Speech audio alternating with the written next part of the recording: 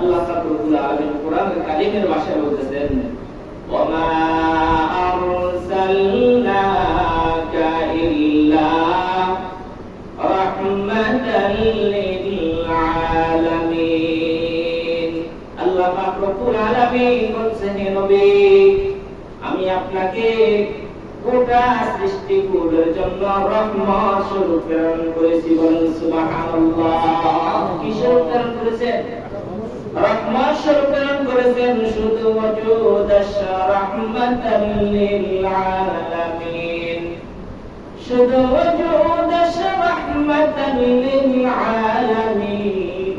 মসজিদে উশুদ হামারো ইয়া জমিন, তার আগমন গোটা পৃথিবীর জন্য রহমত স্বরূপ। তাই আল্লাহ পাক রব্বুল আলামিন তার জন্য গোটা জমিনকে মসজিদ বানিয়ে দিয়েছেন। বলেন সুবহানাল্লাহ। কেননা তিনি পৃথিবীর জন্য আর পৃথিবী তার জন্য। সমগ্র সৃষ্টিকুলের জন্য রাসূল সাল্লাল্লাহু আলাইহি ওয়াসাল্লাম হচ্ছে রহমত স্বরূপ। মুহতারাম হাজিরিন, আল্লাহ পাক রব্বুল আলামিন এই পৃথিবীতে মানব জাতির হেদায়েতের জন্য যুগে যুগে 1 লক্ষ বা 2 লক্ষ 24,000 মতান্তরে নবী রাসূল এই পৃথিবীতে পাঠিয়েছেন। কেউ একটা গোত্রের নবী ছিলেন, কেউ একটা নির্দিষ্ট সময়ের জন্য নবী ছিলেন। যখন তারা এই পৃথিবী থেকে চলে গেছেন, তাদের উপরে যে অর্পিত কিতাব ছিল সেই কিতাব আল্লাহ তাআলা তুলে নিয়েছেন। তাদের উপরে যে শরীয়ত ছিল সেই শরীয়তটুকু আল্লাহ পাক রব্বুল আলামিন তুলে নিয়েছেন। সর্বশেষ নবী হিসেবে আল্লাহ পাক রব্বুল আলামিন এই পৃথিবীতে প্রেরণ করেছেন নবী মুহাম্মদুর রাসূলুল্লাহ সাল্লাল্লাহু আলাইহি ওয়াসাল্লামকে। তিনি কোন গোত্রের নবী নয়, তিনি কোন এলাকার নবী নয়, তিনি কোন নির্দিষ্ট সময়ের নবী নয়, বরং কিয়ামত পর্যন্ত আনেওয়ালা সমস্ত উম্মতের জন্য একমাত্র নবী। তিনি কি বলেন? নবী মুহাম্মদুর রাসূলুল্লাহ সাল্লাল্লাহু আলাইহি ওয়াসাল্লাম। সমগ্র সৃষ্টিকুলের জন্য তিনি নবী। আল্লাহ পাক রব্বুল আলামিন বলেন ওয়া মা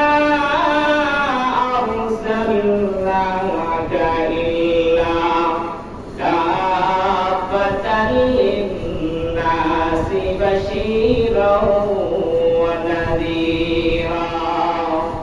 আল্লাহ পাক রব্বুল আলামিন রাসূলুল্লাহ সাল্লাল্লাহু আলাইহি ওয়াসাল্লামকে সম্বোধন করে বলেছেন হে রাসূল আপনি আপনার উম্মতদেরকে জানিয়ে দেন আমি তোমাদের মাঝে ভীতি প্রদর্শনকারী এবং সুসংবাদ দাতা হিসেবে প্রেরিত হয়েছি। বলেন সুবহানাল্লাহ।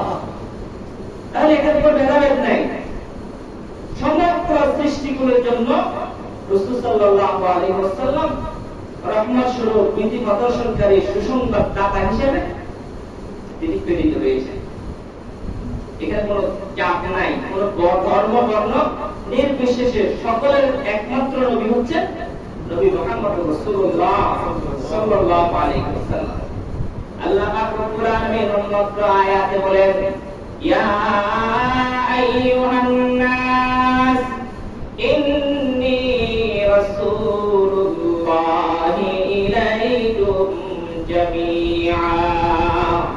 আল্লাহ পাক রব্বুল আলামিন রাসূলুল্লাহ সাল্লাল্লাহু আলাইহি ওয়াসাল্লামকে সম্বোধন করে বলতেছেন হে রাসূল আপনি আপনার উম্মতদেরকে জানিয়ে দেন ইয়া আইয়ুহান নাস হে লোক সকল ইন্নী রাসূলুল্লাহি ইলাইকুম জামিআ। আল্লাহ পাক রব্বুল আলামিন এখানে ইয়া আইয়ুহাল মুসলিম বলেন, ইয়া আইয়ুহাল মুসলিম বলেন, আইয়ুহান নাস বলছে। কারণ মানুষের মধ্যে মুসলিম আছে, অমুসলিম আছে, হিন্দু আছে, বৌদ্ধ আছে, খ্রিস্টান আছে, বিভিন্ন জাত বিভিন্ন ধর্মের মানুষ আছে না নাই? সকলের জন্য রাসূল হিসেবে প্রেরিত হয়েছেন কে? রাসূলুল্লাহ সাল্লাল্লাহু আলাইহি ওয়াসাল্লাম। ইয়া আইয়ুহান নাস ইন্নী রাসূলুল্লাহ ইল্লাহি ইলাইকুম জামিআ। হে লোক সকল, আমি তোমাদের মাঝে রাসূল হিসেবে প্রেরিত হয়েছি। তো রাসূল সাল্লাল্লাহু আলাইহি ওয়াসাল্লাম আমাদের মাঝে কি হিসেবে প্রেরিত হয়েছেন? আল্লাহর রাসূল। রাসূল রাসূল তিনি নবীও আবার রাসূলও। তিনি এমন নবী, এমন রাসূল যিনার পরে আর কোন নবী এই পৃথিবীতে আর আসবে না। তিনি এমন নবী যার উপরে আর কোন নবী নাই। তার শ্রেষ্ঠত্ব সকলের ঊর্ধ্বে। শ্রেষ্ঠ নবী, শ্রেষ্ঠ উম্মত হিসেবে আল্লাহ তাআলা আমাদেরকে পৃথিবীতে প্রেরণ করেছেন। সেজন্য আমরা খুশি না বেজার? আমরা কি আল্লাহর কাছে দরখাস্ত করেছিলাম যে আল্লাহ আপনি নবীর উম্মত হিসেবে আমাদেরকে দুনিয়ায় প্রেরণ করুন? এবার আমরা দরখাস্ত করেছিলাম? বিনা দরখাস্তে আল্লাহ রব্বুল আলামিন আমাদেরকে আখির নবী, শ্রেষ্ঠ নবী, নবী মুহাম্মদ রাসূলুল্লাহ সাল্লাল্লাহু আলাইহি ওয়াসাল্লামের উম্মত হিসেবে দুনিয়াতে প্রেরণ করেছেন। সেজন্য শুকরিয়া স্বরূপ আবারও দিল থেকে বলি আলহামদুলিল্লাহ।